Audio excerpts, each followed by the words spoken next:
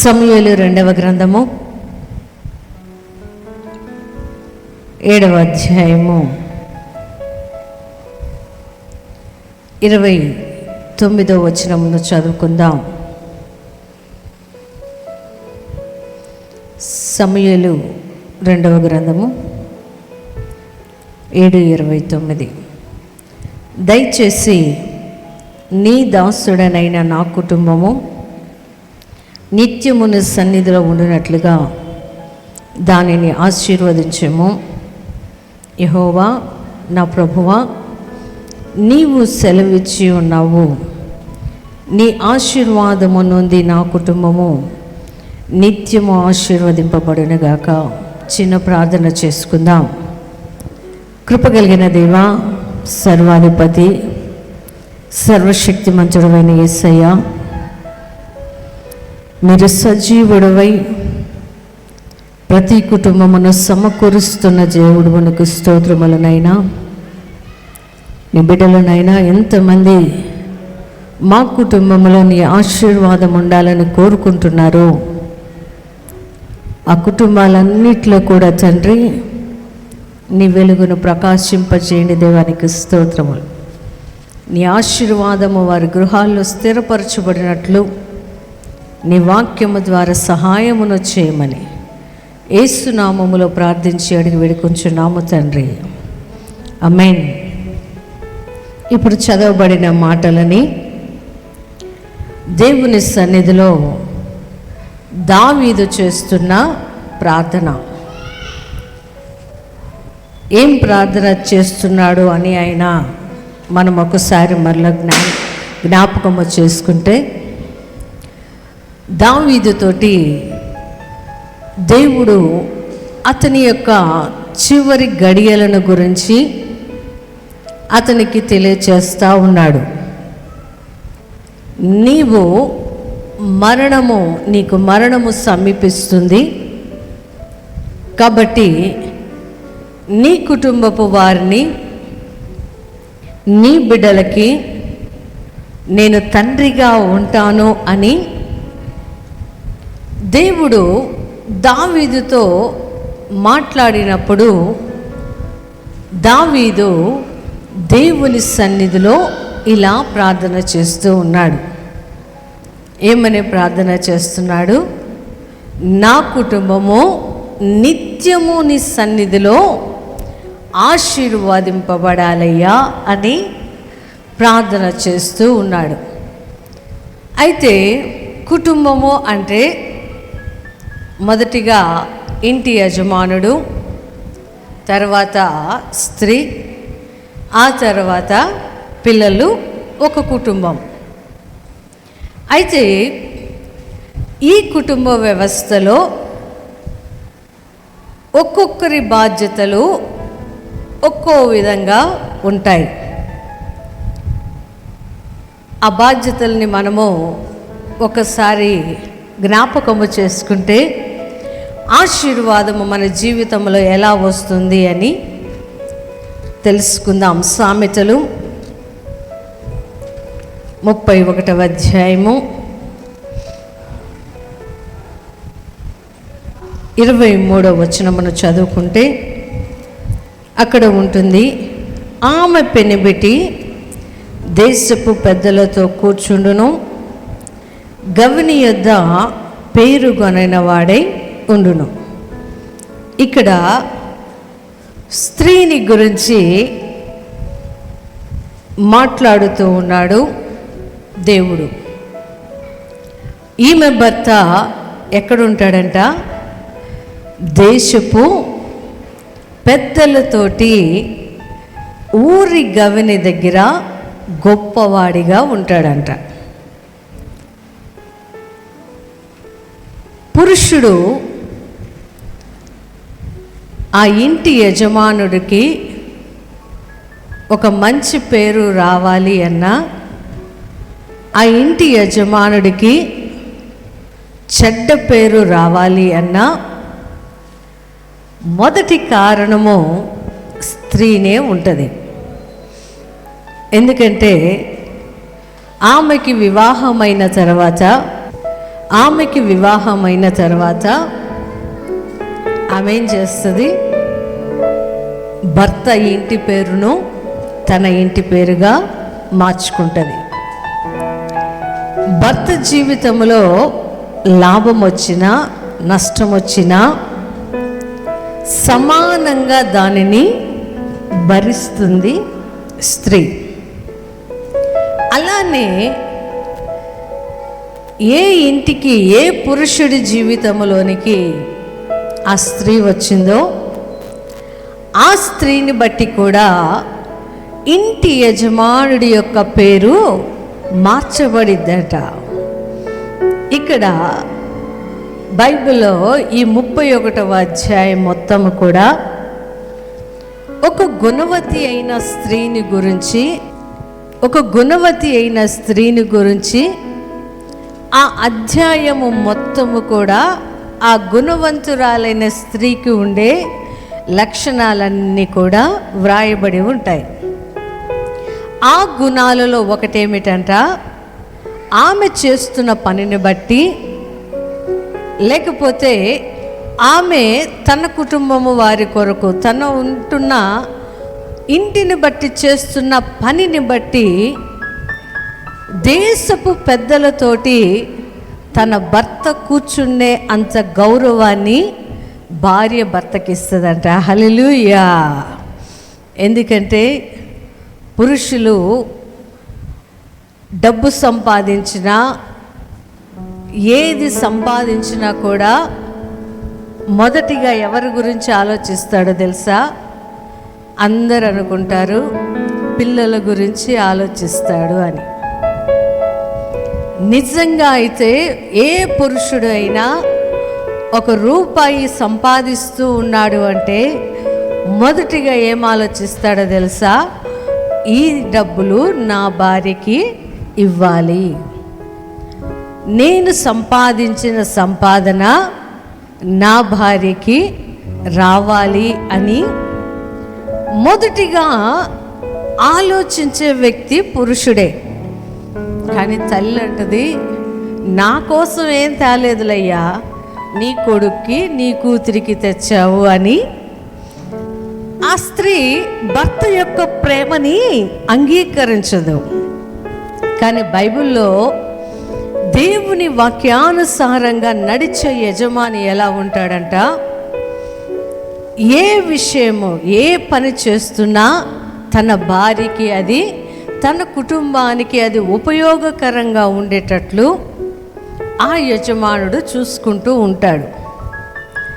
అలానే ఆ యజమానుడికి తలదించుకునే పని జరగకుండా చెయ్యకుండా ఈ గుణము కలిగిన స్త్రీ కూడా ఏం చేస్తుందంట, తన ప్రవర్తనను సరిచేసుకుంటూ, తన మార్గములను సరిచేసుకుంటూ ఇంటి యజమానుడికి ఒక గౌరవాన్ని తీసుకొస్తుందంట. హల్లెలూయా.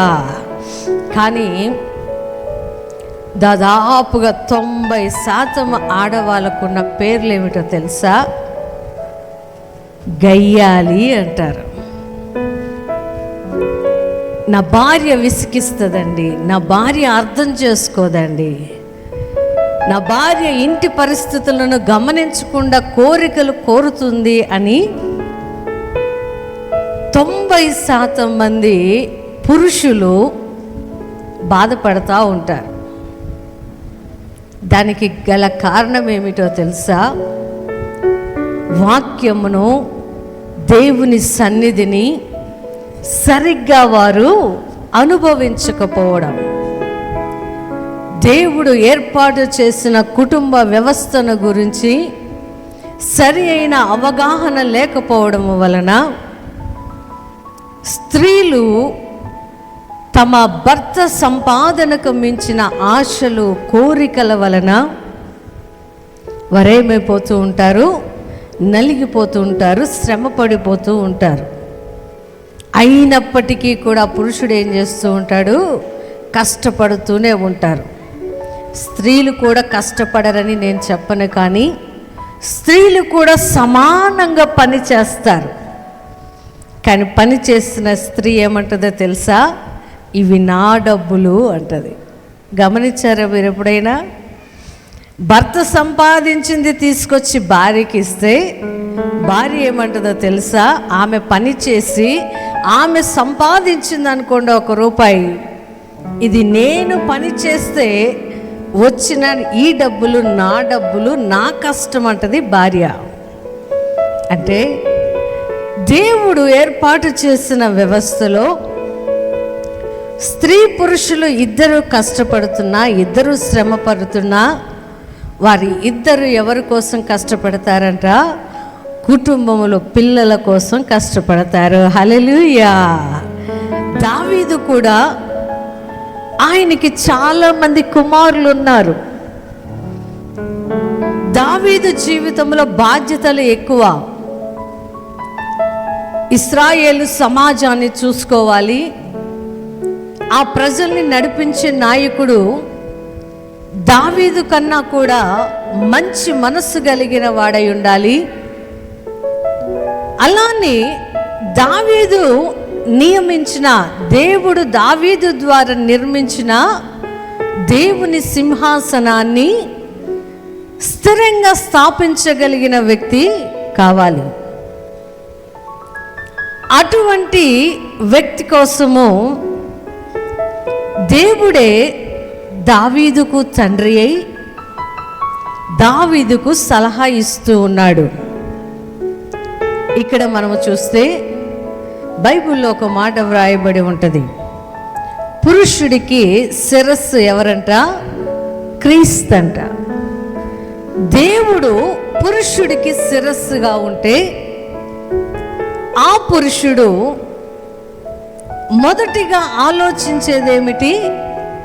నా భార్య, నా పిల్లలు, నా కుటుంబము, ఇది ఆశీర్వదింపబడాలి, ఇది దేవుని సన్నిధిలో ఉండాలి అంటే నేనేమి చేయాలి అని శిరస్సుగా ఉన్న పురుషుడు ఆలోచిస్తే ఆ కుటుంబము ఎప్పుడు కూడా సంతోషంగా ఉంటుంది. హల్లెలూయా. వారి ఆశీర్వాదాలని ఎవరు కూడా దొంగిలించలేరు. దావీదు తన ఇంటికి శిరస్సుగా ఉంటే, కానీ దావీదు యొక్క శిరస్సు ఎవరంట? దేవుడై ఉన్నాడంట. హల్లెలూయా. తన కుటుంబము యొక్క క్షేమము కోసము, తన కుటుంబము యొక్క బాధ్యతల కోసము, తన కుటుంబము వారు దేవుని సన్నిధిలో ఎలా ఉండాలి, ఆ దేవుని దగ్గర నుండి వారికి ఆశీర్వాదం ఎలా వస్తుంది అని దేవుని ద్వారా తెలుసుకుంటూ ఆ మాటల్ని తన పిల్లలతో పంచుకునేవాడు దావీదు. ఈ రోజుల్లో చాలామంది తల్లిదండ్రులకి పిల్లల దగ్గర దేవునిని గురించిన మాటలు ఉండవు. ఏం మాటలు ఉంటాయో తెలుసా? మీ అవ్వ తాతలు మమ్మల్ని మోసం చేశారా, ఆస్తి నాకు ఇవ్వకుండా ఇంకొకడికి ఇచ్చాడురా, నన్ను అన్యాయం చేశాడురా, మీ బాబాయ్ ఇలా చేశాడురా, మీ పిన్ని వాళ్ళు ఇలా చేశారు, మీ అత్త వాళ్ళు ఇలా చేశారు అని దేవుని మాటలను బోధించవలసిన తండ్రి పిల్లలకి ఏం నేర్పిస్తూ ఉన్నాడట? అసూయ ద్వేషాలని నూరిపోస్తా ఉన్నాడు. అయితే దావీదుకి మాత్రము అలాంటి తలంపులు ఎక్కడా లేవు. ఎందుకంటే దావీదుకి భూమి అంతా శత్రువులే. ఆయన చుట్టూ ఎంతమంది శత్రువులు ఉన్నా పిల్లల్ని మాత్రము దేవుని సన్నిధిలో ఉంచడానికి ఇష్టపడతా ఉన్నాడు. హల్లెలూయా. బంధువుల గురించి, స్నేహితుల గురించి, రాజ్యాల గురించి ఎప్పుడు కూడా శత్రువులుగా వారిని దావీదు చూపించలేదు. తన ఇంట్లోనే శత్రువులు బయలుదేరినా, తను పేగు తెంచుకొని పుట్టిన కుమారులే శత్రువులుగా మారినా, దావీదు ఎంత మంచివాడంటే అన్నా తమ్ములకు కానీ అక్కా చెల్లెలకు కానీ ఒకరి మీద ఒకరికి శత్రుత్వం వచ్చేటట్టు మాట్లాడలేదు. అన్న తమ్ములు తప్పు చేస్తే క్షమించు అని నేర్పిస్తూ ఉన్నాడు. వానికి అపాయము కలుగచేయబాకు అని కుమారులకి తప్పు చేసిన కుమారుని క్షమించు అని బోధిస్తూ ఉన్నాడు. ఇలాంటి బోధని ఏ కుటుంబములో అయితే ఉంటుందో ఆ కుటుంబము దేవుని సన్నిధిలో నిలబడిన కుటుంబము. హల్లెలూయా. దేవుని సన్నిధి ఆ కుటుంబములో ఉన్నప్పుడు, వారితో ఉన్నప్పుడు ఆశీర్వాదము కూడా వారిని విడిచిపోదు. హల్లెలూయా. అందుకే దావీదు చేస్తున్న ప్రార్థన ఏమిటంట, నా కుటుంబము నిత్యమున నీ సన్నిధిలో ఉండాలి. నీ సన్నిధి ద్వారా వచ్చే ఆశీర్వాదాలని మేము పొందుకోవాలి. నిత్యము నీవు మాతో ఉండు దేవా, నా కుటుంబముతో ఉండు దేవా అని దేవుని సన్నిధిలో ప్రార్థన చేస్తూ ఉన్నాడు. తండ్రి ఎప్పుడైతే ఉన్నతమైన తలంపులతోటి ఆ కుటుంబంలో ఉంటాడో, తండ్రికి ఉన్న ఉన్నత తలంపులను బట్టి ఆ యజమానుడి భార్య కూడా అంతే ఉన్నతంగా భర్తను గురించి ఆలోచిస్తుంది. హల్లెలూయా. ఆలోచించినప్పుడు అతను ఎక్కడుంటాడంట, దేశపు పెద్దలతో కూర్చుంటాడంట, గొప్ప గొప్ప వారితో ఉంటాడంట. గొప్ప గొప్ప వారితో తన స్నేహం ఉంటుంది. ఆ గొప్పవారి స్నేహం వలన ఆ ఇంటికి ఆశీర్వాదము కలుగుతుంది. హల్లెలూయా. అవునండి, చాలామంది లోకంలో స్నేహితులు ఉంటే అంటారు, వీడు ఎలాంటి వాడో తెలుసుకోవాలి అంటే వీడు ఎవరితో స్నేహం చేస్తున్నాడో వారిని బట్టి ఇతని మనస్సు ఎలా ఉంటుందో తెలుసుకోవచ్చు అని లోకంలో ఉండే పెద్దవాళ్ళు మాట్లాడతారు. అదే మాటని దేవుడు కూడా చెబుతూ ఉన్నాడు. ఇంటి యజమానుడు క్రీస్తు వలె ఆలోచించినప్పుడు, దేవునిలాగా ఆలోచించినప్పుడు భార్య ఖచ్చితంగా భర్త యొక్క మాటకి లోబడుద్ది. హల్లెలూయా. ఒకవేళ లోబడలేదనుకోండి, ప్రార్థన చేయడమే వారి గురించి దేవుని సన్నిధిలో మొరపెట్టడమే. దేవుని సన్నిధిలో మొరపెట్టిన దానిని బట్టి ఆ స్త్రీ కానీ పురుషుడి జీవితాల్లో దేవుడే కార్యము చేసినప్పుడు ఆ కుటుంబము దేవుని సన్నిధిలో నిలబడుతుంది. హల్లెలూయా. అదే మాటని ఇంటి యజమానుడు, ఇంటి యజమానురాలు తర్వాత ఆ కుటుంబంలో ఉండేవారు బిడ్డలు, వారిని గురించి దేవుడు మాట్లాడుతూ ఉన్నాడు. సామెతలు 14వ అధ్యాయము 26, 27 వచనాలు చూసుకుందాం. యెహోవా యందు భయభక్తులు కలిగి ఉండుట బహుధైర్యము పుట్టించును, అట్టి వారి పిల్లలకు ఆశ్రయస్థానము కలదు. యెహోవా యందు భయభక్తులు కలిగి ఉండుట జీవపు ఊట. హల్లెలూయా. తల్లికి తండ్రికి దేవుని భయము ఉంటే ఆ భయము వారికి ఏం చేస్తుందంట, ధైర్యాన్ని పుట్టిస్తుందంట. కానీ ఇప్పుడు లోకమంతా ఎలా ఉంటుందంటే, తప్పు చేసిన వాడే ధైర్యంగా మాట్లాడతాడు, తప్పు చేసిన వాడే గట్టిగా మాట్లాడతాడు. గట్టిగా మాట్లాడితే తప్పు ఒప్పైపోయిద్ది అని లోకములో ఉండే జ్ఞానాన్ని బట్టి మనుషులు అలా ప్రవర్తిస్తూ ఉంటారు. కానీ ఇక్కడ దేవుడు అంటున్నాడు, ఆయన కలిగించే ధైర్యం ఏం చేస్తుందంట, వారి పిల్లలకి ఆశ్రయస్థానముగా ఉంటుందంట. హల్లెలూయా. దేవుని యందు భయభక్తులు కలిగిన భార్య భర్త ఉంటే పిల్లలు ఎక్కడుంటారండి? వారు కూడా దేవుని సన్నిధిలోనే ఉంటారు. అందుకే ఆయన అంటాడు, ఆశ్రయ స్థానముగా దేవునిని చేసుకుంటారంట ఆ బిడ్డలు. దేవుడే వారికి ఆశ్రయ స్థానంగా ఉంటాడంట. ఆయనతో భయభక్తులు కలిగి ఉంటే మన జీవితాలకి అది జీవాన్ని దయచేస్తుంది. హల్లెలూయా.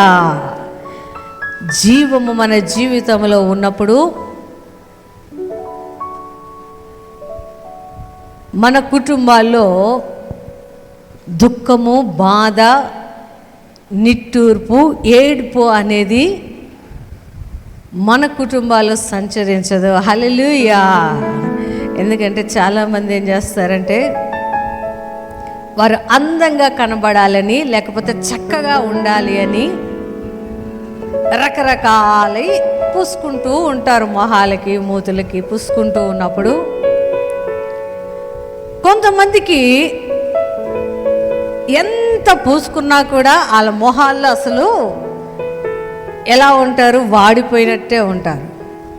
కొంతమంది పూసుకున్నా వాళ్ళు ఎలా కనబడతారు, చాలా నీట్గా కనబడతారు. అంటే మనలో లేనిది మనము ఎంత కలగ చేసుకున్నా కూడా మన జీవితాల్లో దేవుని యొక్క జీవము మన జీవితాల్లో లేకపోతే మనము ఎంత పై పై మెరుగులు దిద్దినా అది ఎలా ఉంటుందంట, ఒక శవానికి మనం మొహానికి పౌడర్ వేసినట్టే ఉంటుంది. శవంలో జీవము ఉండదు. అన్నీ మనం బట్టలు వేసినా, లేకపోతే మా చనిపోయిన వ్యక్తికి ఇష్టమని మనం అన్నీ తొడిగినా అతనిలో జీవము లేదు. కాబట్టి ఎలా ఉంటుంది, ఆ జీవము లేని శరీరము జీవము లేని దానిగానే కనబడుతుంది. అలా కాకుండా ఆయన యందలి మనము భయభక్తులు కలిగి ఉంటే మన జీవితాలు ఎంత జీవంగా ఉన్నాయో, అవి ఎంతగా చిగురిస్తూ ఉన్నాయోనని మనతో ఉండే వాళ్ళు చూసి అర్థము చేసుకుంటారు. హల్లెలూయా. అందుకే దేవుడు దావీదుతో మాట్లాడుతూ ఉన్నాడు, నీ చివరి ప్రాయము, నీ మరణ సమయము సమీపించింది కాబట్టి నీ మరణ సమయంలో నేను నీ బిడ్డలకు తండ్రిగా ఉంటాను. హల్లెలూయా.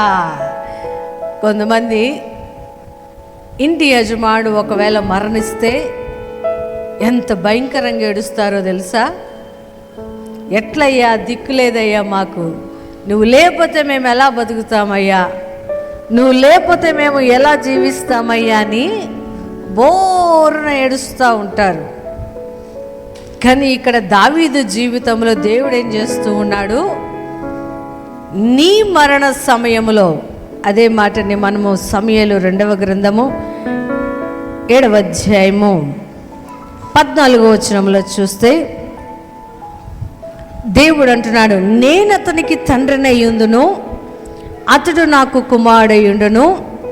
అతడు పాపము చేసిన యెడల నరుల దండముతోనూ మనుష్యులకు తగులు దెబ్బలతోనూ అతన్ని శిక్షింతును. కానీ నిన్ను స్థాపించుటకై నేను కొట్టివేసిన సౌలునకు నా కృప దూరమైనట్లు అతనికి నా కృపను దూరము చేయను. హల్లెలూయా.